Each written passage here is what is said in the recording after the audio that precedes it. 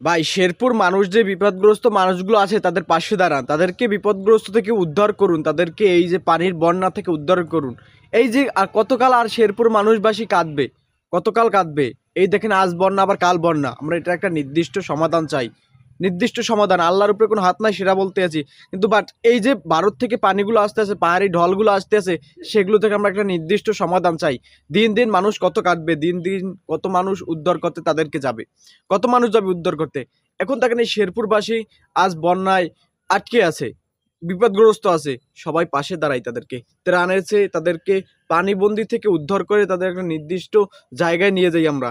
তাই তারা বিপদগ্রস্ত আছে ভাই, সবাই পাশে দাঁড়ায়, পাশে দাঁড়ায়, শেরপুরবাসীর পাশে দাঁড়ায়। যে শেরপুরবাসী আজ বন্যায় ক্ষতিগ্রস্ত হচ্ছে, শেরপুরবাসী আজ বন্যায় পানিবন্দী হয়ে আছে, তারা উদ্ধার হতে পারছে না, এই তাদের পাশে দাঁড়ায়। আজ বন্যার পাহাড়ি ঢলগুলো আসছে শেরপুরবাসীর গায়ে, এই যে